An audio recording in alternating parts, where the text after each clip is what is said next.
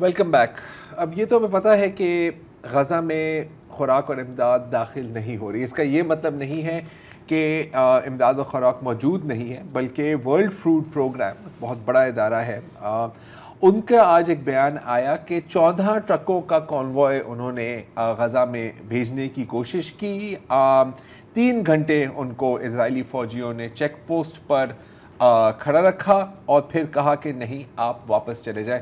خوشی کی بات یہ ہے کہ جب وہ واپس گزر رہے تھے تو وہاں پر کچھ فلسطینیوں نے ان کے ٹرکوں کو روکا اور وہاں سے کم از کم 200 ٹن آٹے اور مختلف خوراک کی وہاں سے انہوں نے لے لی. لیکن ظاہر ہے کہ ورلڈ فوڈ پروگرام کا کہنا ہے کہ یہ کچھ نہیں ہے، اور جو امریکہ ایک ڈرامہ کر رہا ہے، یہ جو ایئر ڈراپ کر رہے ہیں خوراک، اس سے کسی کا کچھ نہیں ہونا.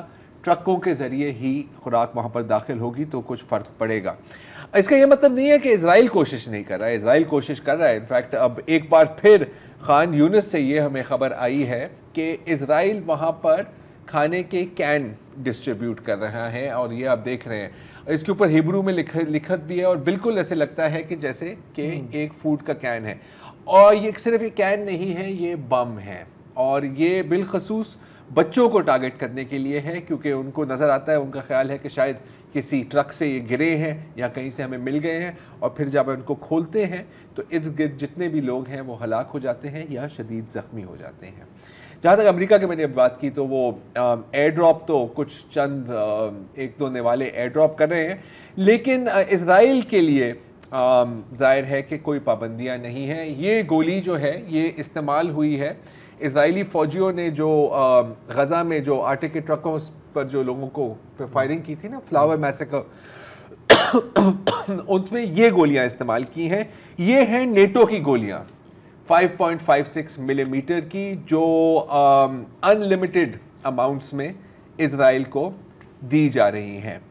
اب ظاہر ہے کہ دنیا بھر میں پروٹیسٹ تو ہو رہی ہے، اور یہ جو ہتھیار ہیں صرف اس طرح کے ہتھیار نہیں استعمال ہو رہے. آپ کو پتہ ہے کہ غزہ میں اسرائیل آرٹیفیشل انٹیلیجنس کا بھی استعمال کرتی ہیں، فیشل ریکگنیشن، بلکہ آرٹیفیشل انٹیلیجنس سے ہی جو نشانوں کی ٹارگٹس کی سلیکشن ہوتی ہے، ایک ان کا پروگرام ہے ہسبورا، وہ اس کے تحت کی جاتی ہے.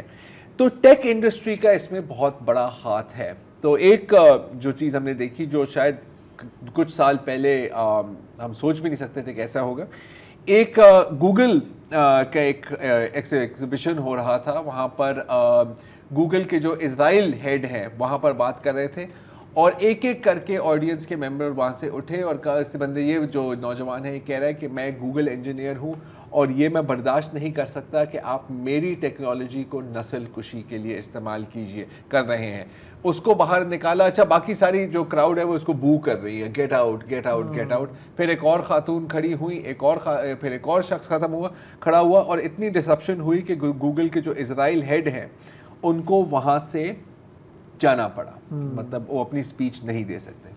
اچھا، اگر ہم یہ امریکہ میں ہو رہا ہے تو امریکہ کی اگر ہم بات کریں تو بائیڈن کی اپنی پارٹی کے اندر سے کچھ آوازیں اٹھ رہی ہیں، جیسے کہ کرس کونز جو کانگریس میں بائیڈن کے سب سے قریبی ساتھی سمجھے جاتے ہیں، انہوں نے کہا ہے کہ جی اگر نیتن یاہو نے رفح پر زمینی حملہ کیا، جس کا پورا امکان ہے، تو ہمیں ان کی عسکری ملٹری ایڈ اسرائیل کی ختم کرنی چاہیے.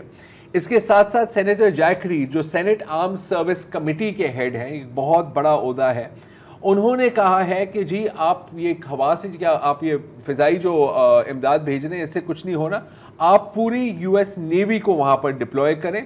اور ایک اور جو بہت قریبی ساتھی ہیں بائیڈن کے، سینیٹر ٹم کین، انہوں نے کہا ہے کہ جی آپ کیا یہ حوثیوں کے پیچھے پڑے ہوئے ہیں، اس سے کچھ نہیں ہونا، اس سے بہتر ہے کہ آپ امن کا راستہ اختیار کریں. اور جو سب سے سینئر ڈیموکریٹ ہیں سینٹ میں، پیٹی کری، انہوں نے اسرائیل کو کہا ہے کہ جی آپ جس طرح آگے نہیں بڑھ سکتے، یہ نہ ہی امریکن مفاد اس سے مقاصد اس سے حاصل ہوں گے، نہ ہی آپ مزید محفوظ ہوں گے. لیکن بائیڈن نے نہیں سنا، کیونکہ میں آپ کو ایک کہانی بتاتا ہوں 1982 کی، جب اسرائیلی وزیر اعظم مناچم بیگن نے لبنان پہ حملے کیے تھے تو سینیٹر بائیڈن نے ایک باقاعدہ ایک سپیچ دی تھی، اور اس نے کہا تھا کہ میں تو اس سے زیادہ بھی عرب خواتین اور بچوں کو قتل کرتا اگر میں ان کی جگہ میں ہوتا, بلکہ اگر کینیڈا کی طرف سے ہمارے ملک میں دہشت گرد داخل ہوتے تو میں کینیڈین شہروں کی بھی بمباری کرتا. اس حد تک وہ پہنچ گیا تھا کہ میناشم بیگین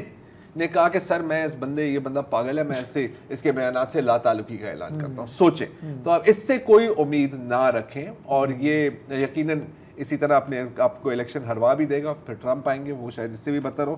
بہرحال لبنان کی بات کی تو تھوڑی اب مصر کا رخ کرتے ہیں. آپ کو پتہ ہے کہ رفح کی جو کراسنگ ہے وہاں پر ہزاروں ٹرک موجود ہیں. ڈاکٹر فوزیہ الوی سے بھی پچھلی روز بات ہوئی تھی تو وہ بھی کہہ رہی تھی کہ کوئی 15 چیک پوسٹ سے ہمیں گزرنا پڑتا ہے. ہر چیک پوسٹ پہ تلاشی ہو رہی ہے کہ کہیں آپ کوئی خوراک تو نہیں لے جا رہے. یہ ایجپشین گورنمنٹ کی پالیسی ہے, اس پر آپ امریکہ کو الزام نہیں دے سکتے, آپ اسرائیل کو الزام نہیں دے سکتے. لیکن یہ بھی خبر آئی تھی وہاں پر کہ جو ایجپشین فوجی بارڈر پر کھڑے ہوئے ہیں وہ زاروں قطار بچوں کو دیکھ کے رو رہے تھے. تو پھر ان کے افسروں نے کہا کہ بھائی آپ پیچھے ہٹیں اور ایک اور دیوار بنا دی تاکہ آپ کو بھوکے بچے نظر نہ آئیں. تو کیا ہوا قاہرہ میں, الیگزینڈریا میں, کہ ایک پولیس افسر عبدالگود محمد السلامی ایک بل بورڈ پر چڑھ گئے. یہ بل بورڈ پر چڑھ کے فلسطین کا جھنڈا اپنے ہاتھوں میں لے کے اونچی آواز میں چلانے لگا, سیسی تم غدار ہو, میں تمہارے سے نہیں ڈرتا. ظاہر ہے کہ یہ پچھلے جمعے کی بات ہے اور اس وقت سے یہ آخری تصویر ہے, یہ ان کی شاید آخری تصویر ہے. یقیناً اس وقت وہ مصر کے شمالی علاقہ جات میں کہیں پایا جائے گا. اس میں مذاق نہیں کرنا چاہیے لیکن کیا کریں. یہ کوئی پہلا اس طرح کا واقعہ نہیں ہے. 30 دسمبر کو 4 بین الاقوامی human rights activists Egyptian foreign ministry کے سامنے وہاں پر انہوں نے مظاہرہ کیا پرو فلسطین, اور ان کو بھی 2 دن تک بند رکھا گیا, لیکن کیونکہ وہ مصری شہری نہیں تھے تو ظاہر ہے ان پر یہ اگر کنٹینیو رہتا ہے مجھے لگتا ہے عرب اسپرنگ سے بھی زیادہ دھماکے کے ساتھ عوام پھٹ جائیں گے. یہ یقیناً غم و غصہ تو ابل رہا ہے نا لوگوں کے اندر. اچھا صرف یہاں غم و غصہ نہیں ابل رہا. اگر ہم کینیڈا کا رخ کریں, اچھا اب یہ بھی خبریں آ رہی ہیں, کوئی 100% کنفرم نہیں ہے, کہ کینیڈا نے بالآخر تھوڑا سا رحم کھایا, تھوڑی سی عقل کی آئی ہے ان میں, اور انہوں نے UNRWA UNRWA کی فنڈنگ کو ایک بار پھر جاری کر دیا. کل ناروے نے بھی اعلان کیا ہے, کیونکہ 0.004% UNRWA کی امپلائیز پر یہ الزام لگایا تھا اسرائیل. ظاہر ہے کہ کوئی ثبوت نہیں ہے. اسٹیٹ ڈپارٹمنٹ نے بھی کہا کہ سر ہم نے نہیں کہا, لیکن اگر اسرائیل نے کہا تو سر آنکھوں پر, تو پھر ان کی فنڈنگ بند کر دی تھی. آج رات کینیڈا کی ایک یہودی عبادت گاہ سینیگوگ کے باہر ایک مظاہرہ ہو رہا ہے. پچھلے 3-4 دنوں سے مظاہرے ہو رہے ہیں, اور ظاہر ہے کہ پورے کینیڈین میڈیا اور کینیڈین گورنمنٹ کہہ رہی ہے دیکھیں یہ تو یہود دشمنی ہے, oh my god it's like anti-Semitism. یہ کیوں ہو رہا ہے مظاہرہ؟ اچھا, اور یہ یہودی بھی اس میں شامل ہیں اس مظاہرے میں, کیونکہ اس سینیگوگ میں فلسطین کی مغربی پٹی جو ہے ویسٹ بینک, وہاں کے تجاوزات میں جو زمین ہے جو فلسطینیوں سے چھینی گئی ہے وہ یہاں پر بیچی جا رہی ہے. مطلب یہ لوگوں سے کہہ رہے ہیں اگر جوئش کینیڈینز, یہاں پر ریل اسٹیٹ کا ایونٹ ہو رہا ہے, جوئش کینیڈینز کو وہ زمین بیچی جا رہی ہے. اچھا, وہاں پر ایک تھوڑا سا واقعہ بھی ہوا اور ایک بڑی مزیدار ہیڈ لائن ہے کہ ایک at a pro Palestinian protest ایک یہودی عبادت گاہ کے قریب ایک بندے کو گرفتار کیا گیا ہے. اچھا, اب جب یہ ہیڈ لائن پڑھیں گے آپ کیا سمجھیں گے کہ یار کوئی فلسطینی فساد کر رہا تھا نا.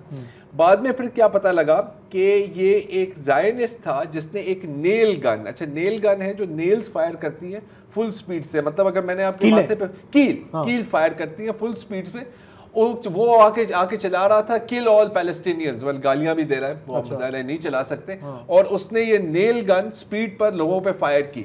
ہیڈ لائن میں اس کا کوئی ذکر نہیں ہے, اور کوئی ظاہر ہے کہ حکومت کی طرف سے یا کسی اور کی طرف سے اس کے بارے میں کوئی اس طرح کا بیان نہیں آیا. مزیدار بات یہ ہے کہ پچھلے ماہ ایک مظاہرہ ہو رہا تھا کینیڈا میں جس میں ایک ہسپتال پر ایک بندہ اسپائڈر مین کے آؤٹ فٹ میں جال کے اس نے ایک فلسطینی جھنڈے کو بلند کیا, وہاں پر نعرے بازی بھی ہوئی. اس کی مذمت جسٹن ٹروڈو نے کی تھی کہ جی آپ دیکھیں اس طرح ہمارے جو یہودی شہری ہیں وہ اپنے آپ کو بڑا انسیف فیل کرتے ہیں، لیکن اگر کسی کو قتل کرنے کی کوشش کریں تو ظاہر ہے کہ وہ جائز ہے۔